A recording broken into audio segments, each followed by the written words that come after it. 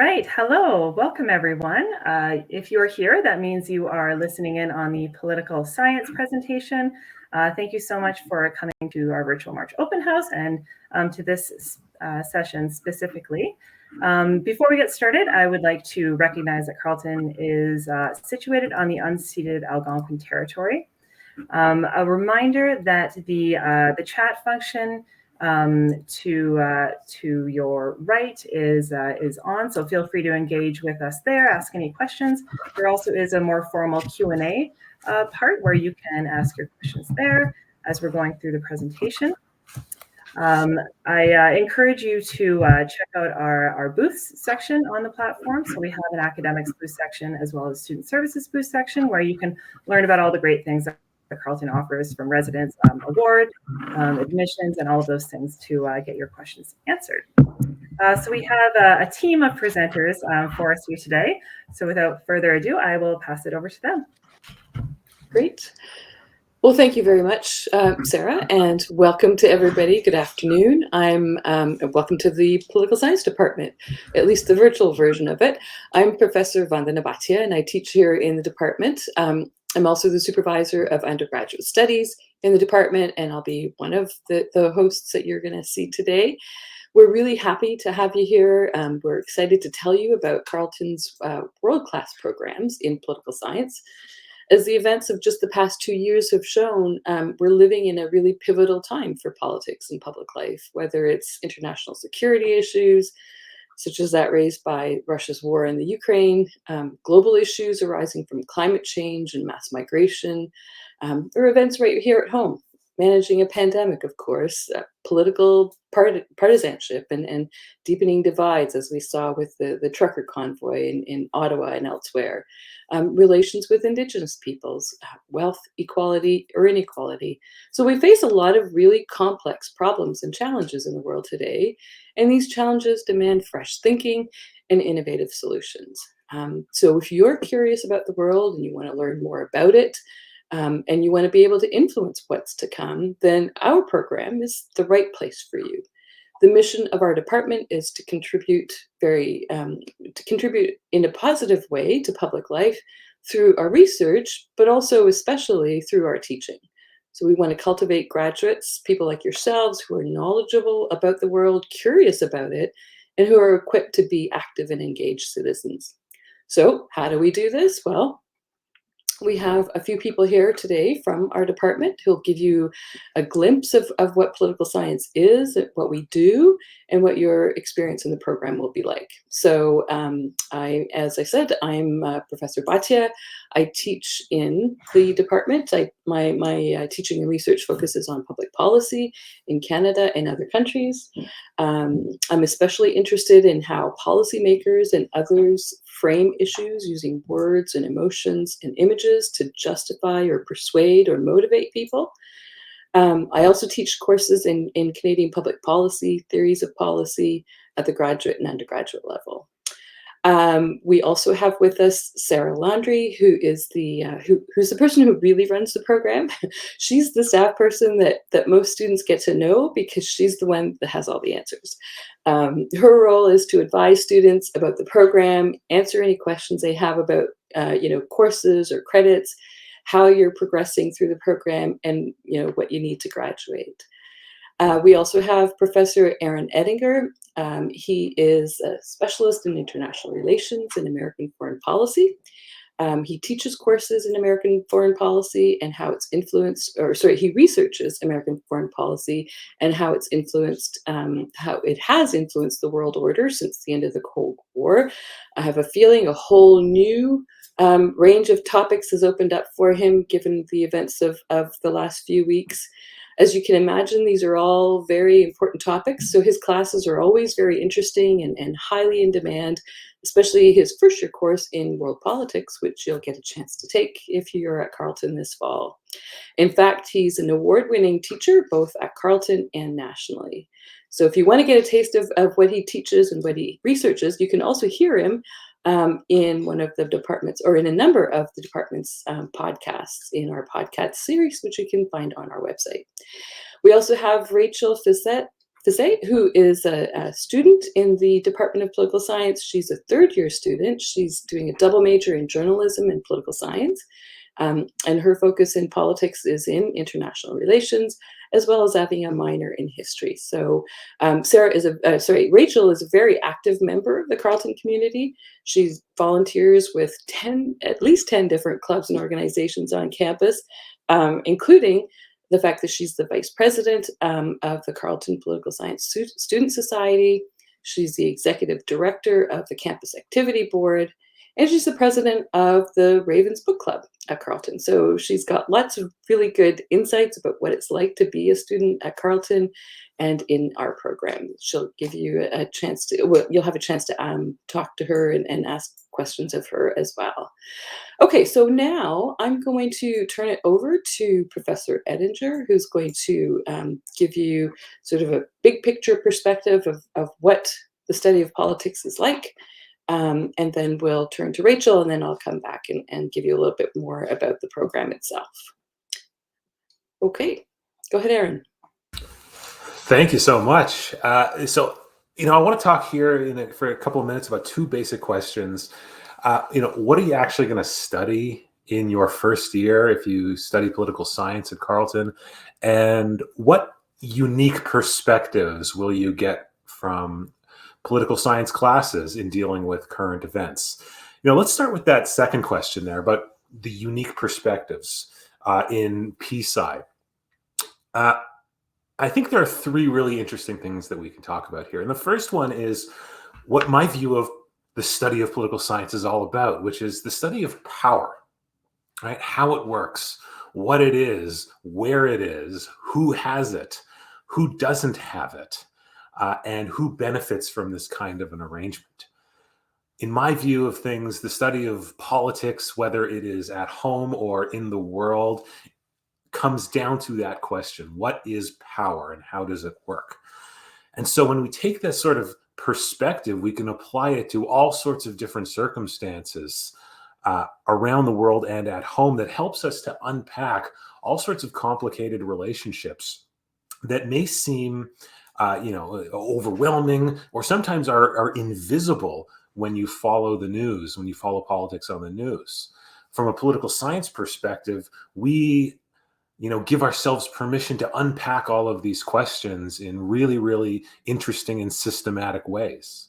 And that second, thing that I'd like to talk about is about the systematic study as a perspective on political science. We like to begin with a really good question about the world, right? What is power, right? Why is there so much inequality in the world? Right? Are we heading towards, something catastrophic in Ukraine, Russia, and beyond? Beginning with a good question allows us to separate ourselves from the sort of hecticness of the day-to-day,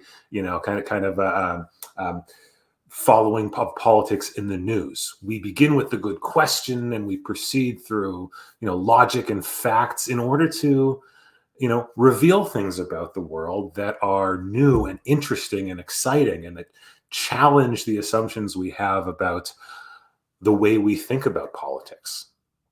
And that sort of leads me to the third unique feature of what a political science perspective is, which is something slow and cooler and more methodical. Now, I don't have to tell you that we live in the world of hot takes. It is dominated by hot takes. Who can tweet out the thing the fastest? Who can have the most, attractive opinion that gets the most likes and clicks and all that kind of stuff? What we like to do here in political science is to slow things down, right? To be much more sophisticated and rigorous and systematic in the way we think through our problems. And once we begin to do that, we see a world that is quite different from the one that takes place online, on Twitter, in slogans out on the streets and all that kind of stuff. It is entirely a different approach. Let me give you an example, and I think a really important example of why that is useful. This term, I'm teaching a class basically on NATO. I didn't expect a major war to break out over the last couple of weeks, but the subject matter of that course and what's going on in the news is a perfect opportunity for my students and I to slow things down. And so we begin each class by talking about the day-to-day events, not with our opinions, but by beginning with a question. Because a good question is an invitation to inquiry and exploration. And it helps us to systematically think through what we know, what we think we know, and what we need to know. And in that regard, we all come out of these sessions with a much, much more sophisticated appreciation for what's going on and what needs to happen next in our study of the world. More concretely, let's talk about what you're going to study in your first year. Well, basically, I think we can break it down to the study of domestic politics, international politics, and the theory of politics. In political science, we have first-year classes that run the full gamut of these topics in big classes and small classes. I usually teach a big first-year world politics course, which I envision as the big politics of right now. And it's a big sweeping survey of all of the things that are going on in the world and the deep origin story of each issue. There are courses in domestic politics in which you study the Canadian political system, how Canada's parliamentary system works or doesn't really work sometimes. And there are also special topics that are put on every single year in small seminar settings, which you'll hear about in a moment.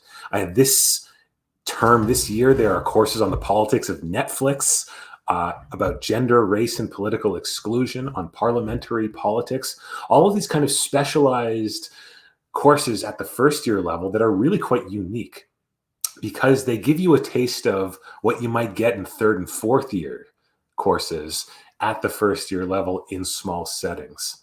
So if you were to study political science here at Carleton, you'd get that wide range of perspectives, think things through calmly and coolly and systematically on a really, really fascinating range of subject matter. So that's my pitch to you all. And I think it is a really incredible time to be studying political science, not just in the last 2 years, but also in the last 2 weeks. And I think that slowing things down and thinking things through is exactly the kind of thing we need right now. That's me. Let me hand it back over to Vandana for the next stage here. Thank you so much, everybody. Great. Thank you, Aaron. So now we'll turn to Rachel, who's going to talk about the student perspective on some of the things that Aaron talked about, as well as the broader university experience. Go ahead, Sarah. Sorry, Rachel. I keep calling you Sarah today. No problem. Thank you, Professor Bhatia, and thank you also, Professor Edinger, for being here today. I do apologize. I am in my car. My building's fire alarm went off, so we kind of had to relocate, but that's what you learn in poli-sci. You critically analyze and learn how to problem solve. But yeah, thank you so much for all being here today.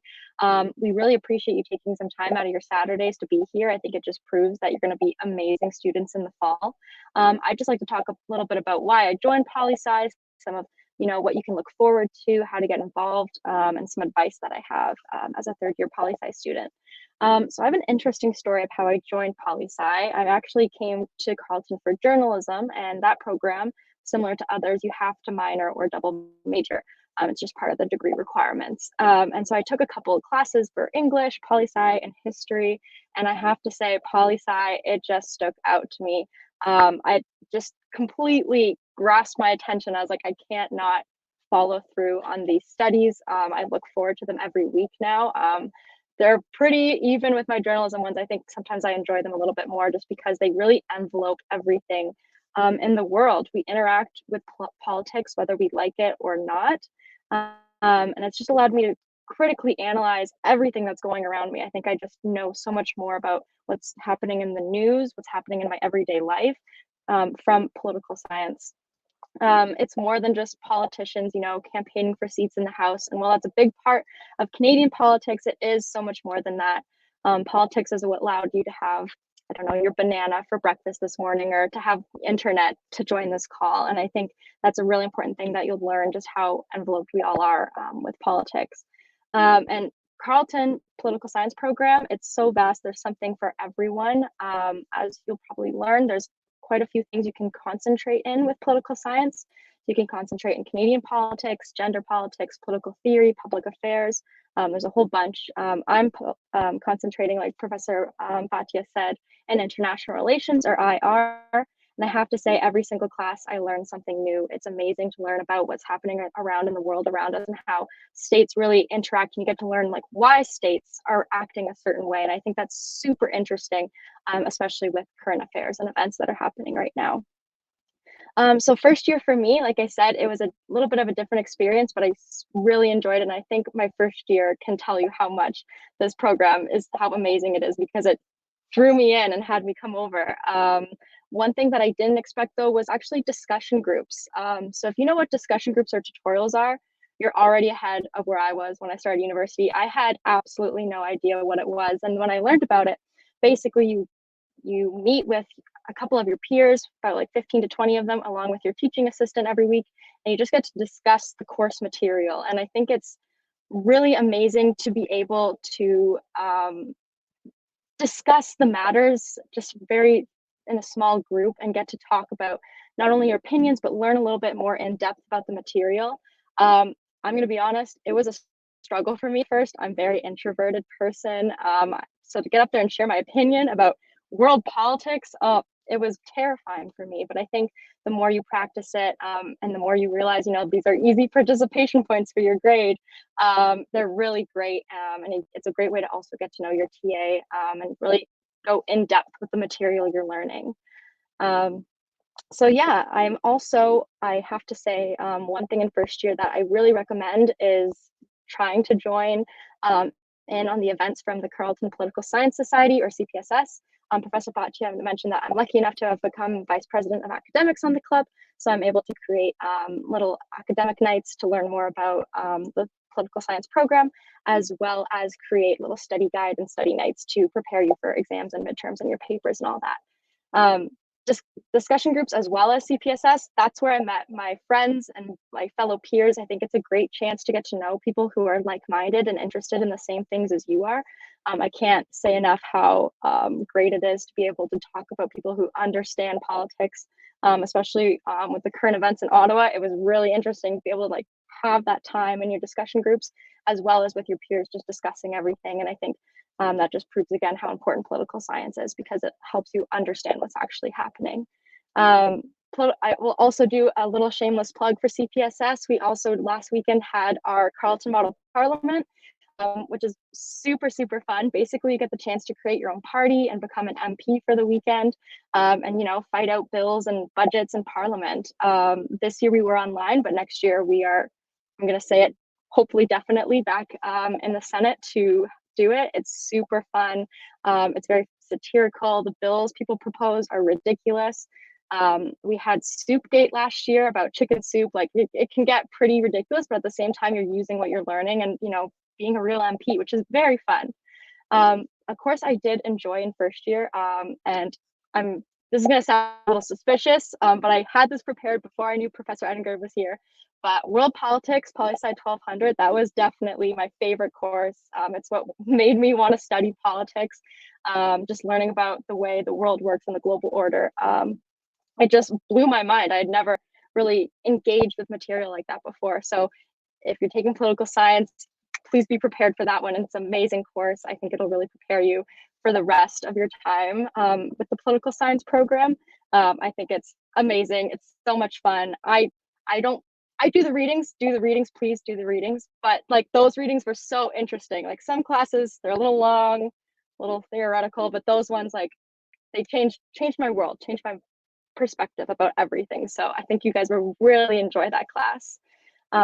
Some quick advice that I have for everyone. One is to do the readings. I know they can be a little boring sometimes. You're like, why am I reading this? But it's really going to help you not only understand the material you're learning in class, but it's also what your discussion groups kind of focus on a lot. So it's really important. You're going to be able to critically analyze more of the content.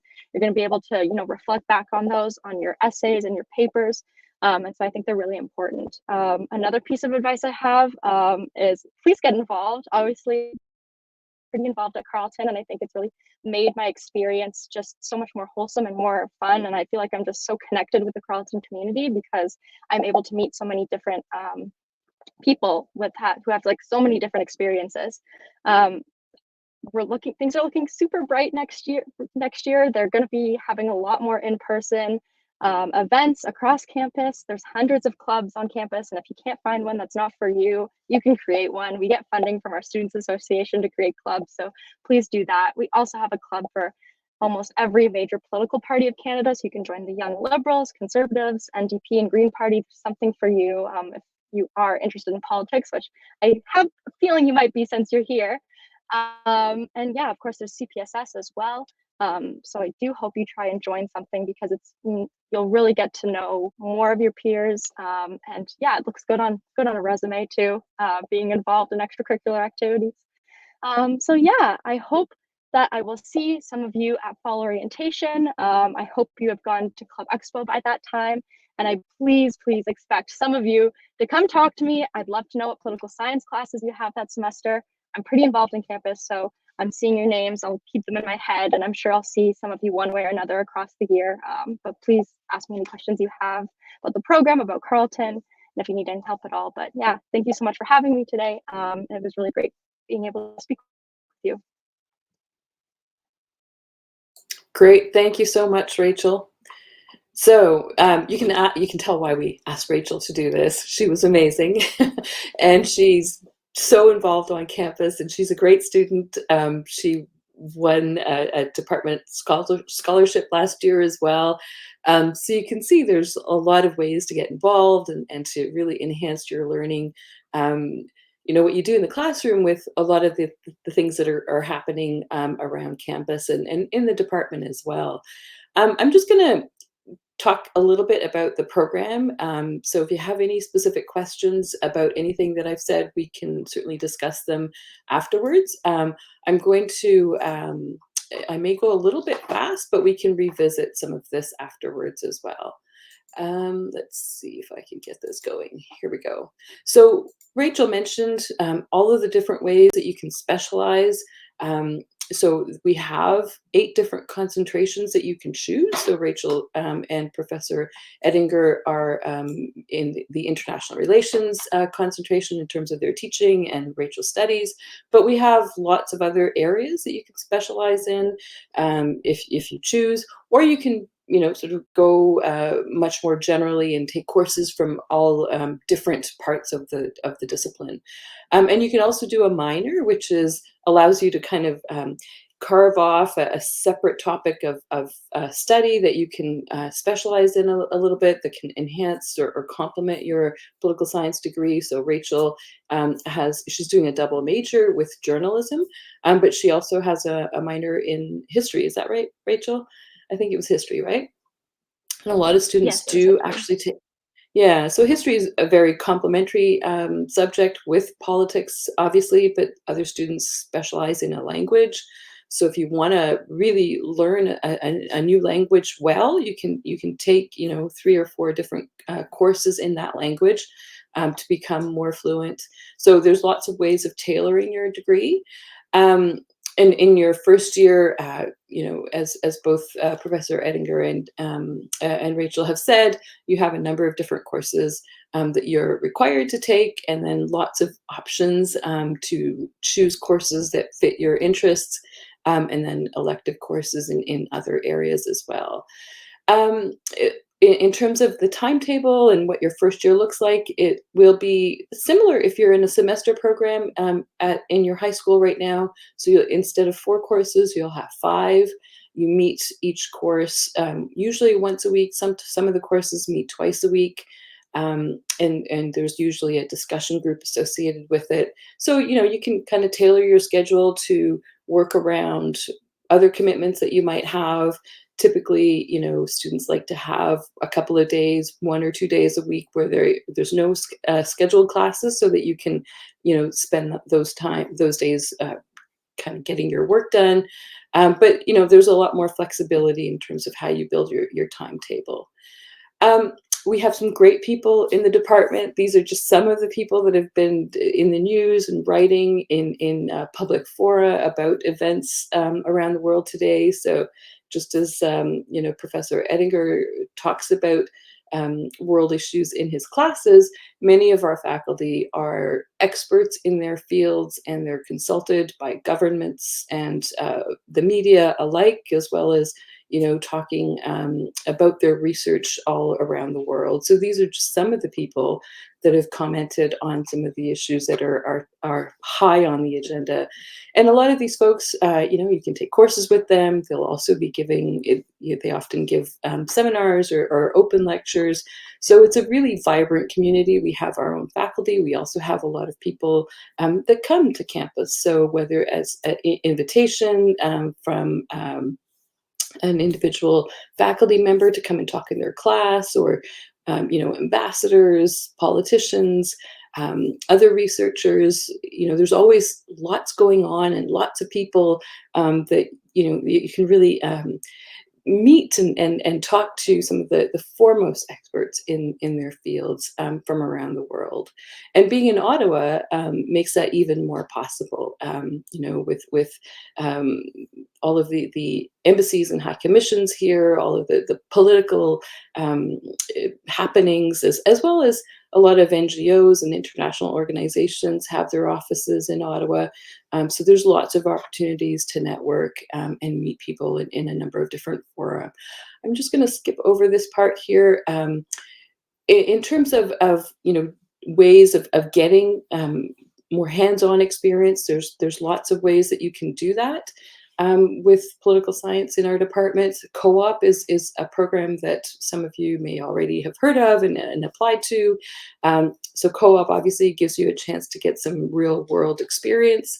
We also have internships where you can actually earn credit for working in a workplace, in an office with a minister or an MP. Right now, I'm supervising a student who is doing an internship with a senator on the Hill. And so she goes into the office once a week, works with him. Last week, she was writing a speech for him on a topic that he wanted to speak about in the Senate. So, there's those kinds of opportunities. There are also international opportunities. The last couple of years, those have been virtual, but hopefully with things opening up, those international, as far as I know right now, those international opportunities will be opening up in the fall, so that you can actually travel and take part there. International exchanges give you a chance to earn credits at a university in another country, and earn credits towards your degree. So again, it's a great way to broaden your horizons, meet people, network, and also take courses that we maybe don't offer here, and get the experience of actually living in a different place for a semester or a full year. We have opportunities for students to do research as well. The department or the university offers a number of different research scholarships. We have one in the Faculty of Public Affairs that a number of our political science students have taken advantage of, and that's the Carleton University Research Opportunity Program, where the university actually will give you $7,000 or $8,000, and you use that money over the course of the summer to work full-time on a research project that you design and that you choose, and that you undertake. So it's a really great opportunity to get the experience of doing research, to actually investigate a topic that you're interested in the way that you want to do. And so, and you get the resources to be able to do that as well as the expertise and all of the things that the campus and the department can offer by way of support. Rachel spoke a lot about the extracurriculars that are on campus. There's athletics and everything else. community opportunities. She mentioned all of the political clubs that are on campus. A lot of our students do get involved volunteering, especially when there's elections, campaigns. They volunteer their time in the offices of political staff on the Hill. Being so, the proximity to all of those folks makes those kinds of opportunities more available and possible. So you can actually, build what you're doing in class into, apply what you're doing in class to actual experience. Other students get involved with the work of NGOs and volunteer their time to do everything from writing grants to, doing policy analysis or communications work. So really interesting, fascinating opportunities and great experiences. Okay, so what can you do with your degree? That's a question that we get a lot. And the beauty of a political science degree is that you can do almost anything with it because it kind of opens your horizons about what's going on in the world. And Rachel mentioned, whether it's the banana that you ate today or the public transit route that you take to get to school, all of those things are affected by politics. So there's virtually no sector in society where the kind of knowledge and experience and skills that you acquire in our program don't apply. Our students, many of them go to work in government, obviously, but also in other sectors as well, whether in the private sector, communications people or staffers or policy analysts for private organizations, pollsters, researchers in consulting organizations. We have a number of students who go on to politics, elected office, or as political staffers for politicians. Many of our students are interested in pursuing further higher education through graduate work or postgraduate work, such as law. That's that's an area that a lot of students, students who are interested in the law often take political science as their first degree and then apply to law school. So lots of different opportunities. You can find out about some of our graduates on this website, Alumni and Careers, on our webpage. And you'll see some of the folks there. We also have a session coming up if you're interested in a couple of weeks that you're all invited to. We have 3 of our alumni coming to talk about their experiences, the way, the path they took to get to where they are now. We have Nilofer, who works as a communications and public affairs specialist with NASA. Chad Richards, who's the director of a new think tank that it's the Nuclear Innovation Institute, and he heads up a particular section of it. And Justine Scobie, who's a recent graduate. She went from a co-op placement that she did when she was a student into working for the Immigration and Refugees and Citizenship Canada. So you'll get to hear a little bit about their experiences and talk to them about any questions that you might have. And we also have another panel after that with students like Rachel, and who can give you a variety of different perspectives from different points in their academic careers.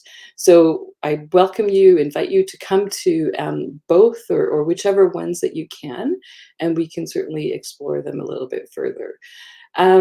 Okay, I'm going to stop sharing my screen and we can take your questions and answer any questions that you have about this.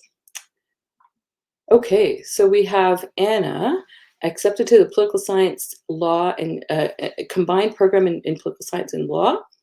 Would it be interesting to do a minor in English or philosophy? I think both would be interesting. Our students, as I said, students do a minor in many different topics, including both of these. And the good thing is that you don't have to decide right away. When you get here, you'll have an opportunity to take some electives. So you can take some English courses, you can take some philosophy courses, and then you can decide which one you like better. and choose that as your minor. So that's not something you need to decide before you get here, or even necessarily in your first year. You can take a bunch of different courses in your first year and decide in your second or even in your third if you want a minor and which area you might want to minor in. Raza has a question. Starting Bachelor's of Economic Honours with a concentration in international political economy. How much would a role would political science play in this major? Well, a number of our faculty teach courses in political economy, and some of our courses, political science courses, are also cross-listed for students in the political economy program. So there will be you'll get you'll get some of our courses, as well as courses that are in political economy that are taught by our faculty. So there's a lot of synergies there. Can I hop in on that one? Sure. It's a great question about you're taking economics, you're majoring in something that isn't political science, but you might be taking political science courses. There's so much kind of intellectual overlap across many of these departments, and case in point. Right now, I'm supervising a fourth-year student in his honors research essay, the big kind of your big fourth-year undergraduate thesis, and he's majoring in economics, and he has with a focus on international political economy. And he has sought out me as his supervisor because of my political science orientation, which helps him think through that side of what his project is all about. So, long story short, there is a whole lot of intellectual cross-pollination across these things. And Raza, if you do follow through on that program, political science would play a considerable role in the pathway that you take.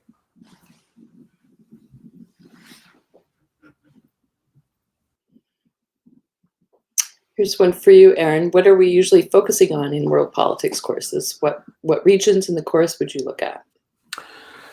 Well, this is a good question, because I try to look at a balance of regions around the world. My specialization is in the United States and in sort of what we would call the West, Europe and North America. And gradually, slowly but surely, the intellectual scope of this class has been expanding. So now we talk about politics in sub-Saharan Africa, across the Middle East, South Asia, certainly China. And I'm gradually in that first year class covering the full scope of this globe as much as possible. It is a remarkably intellectually demanding thing to do, both for me and for you as the student. In order to see politics, I'm looking at my map above my computer over here, in order to see politics in different areas around the world and then regard it also as a whole.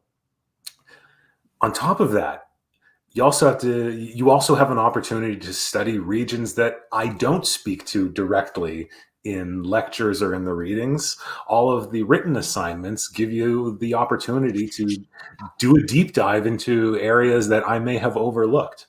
And so I have a lot of students writing on Latin America, which is one of the areas that it's a little hazy in my mind. But you get a really great focus on that with somebody like Professor Laura McDonald, who teaches at the second and third year levels in political science. Long story short, long answer short, you look at a lot of regions and you have an opportunity to do those deep dives in the ones that interest you the most. That kind of the next question follows up on that. Would political science and international political economy be a good combination? And what could you do with a double major like that? Erin, do you want to tackle that?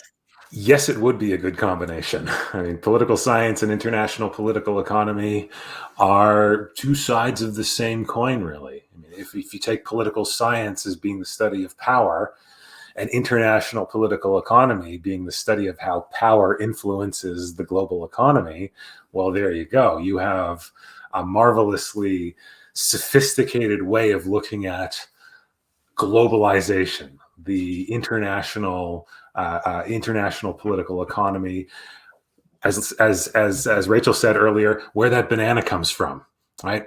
What power, actions go into getting the banana from the vine to your kitchen table? And what could you do with that double major? Well, as Vandana Bhatia just said so many different things. In the past, students of mine have taken the study of international relations and international political economy and parlayed that into positions that I could not have even imagined. We heard just a moment ago about people who are at NASA now, for crying out loud. I have a former student. I think my favorite story is that he ended up working for CARICOM, the Caribbean Economic Community, which is an international organization that helps to coordinate the economics of the Caribbean. And he gets to live and work in St. Lucia using what he learned in a political science degree. That is a pretty good deal. So that's the kind of thing you can do with a double major. We also have international students that come and study here at Carleton, and they will go back to their home countries and work for their own governments and do research and work in policy, often in very senior positions. So right now, the department, we're just in the midst of hiring a new faculty member that specializes in the political economy of Africa. So, international political economy is sort of the global political economy, but also the political economy of regions. And so, that combination of political science with IPE, really, it's not just a nice complementary mix, it's an essential one to understand how the economy of regions works. You need to understand the politics of it, of what's happening in those regions, whether it's governance, whether it's the mobilization of social groups, labor, political elites. All of that is connected, and so there's lots of different ways that they're complementary, and lots of different ways that you could put that to use in terms of real world applications. Any other questions for us?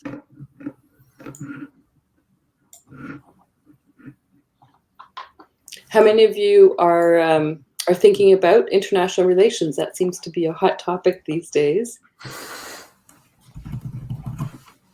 Hands? It's hard to see who's here. Has anyone applied for co-op? Any questions about that?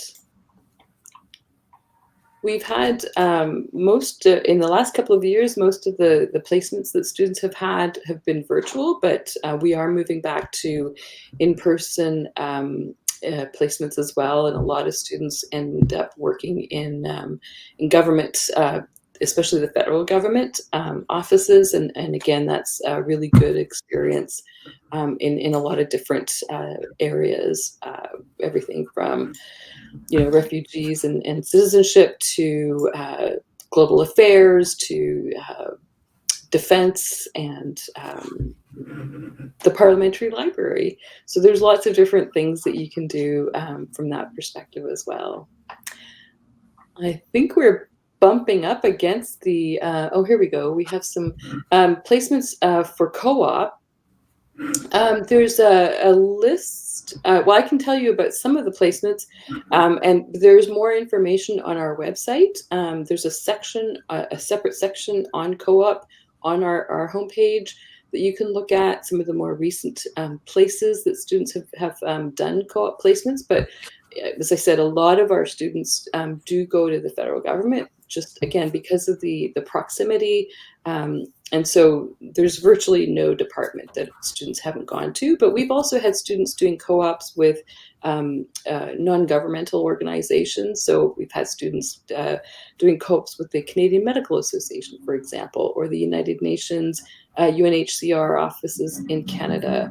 We've had them doing placements with senators or MPs in their offices. So the co-op placements, a lot of it is where you want to get the experience. So some of that is up to students themselves to to kind of figure out. We also have students who've done co-ops with consulting firms and polling firms. So again, lots of different types of opportunities. Is international relations a part of this course or political science? Yes. So international relations is an area within political science. And so one of our department's particular strengths is the international relations specialization. We have a lot of world-class faculty that teach international relations courses. And so you can take a few, or you can take a whole bunch and get that specialization, or just take a few and as part of the wider range of political science courses that are available in our department. Erin, do you want to add to that? You got it right there. I think the important thing to remember when you think about international relations or where international political economy fits, political science is an umbrella term. And underneath that umbrella are all these different sort of what we call sub-disciplines of political science: IR, IPE, political theory, Canadian politics, which are themselves related to one another in interesting ways.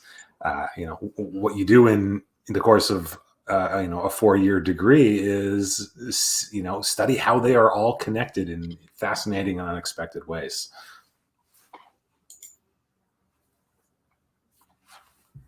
Okay.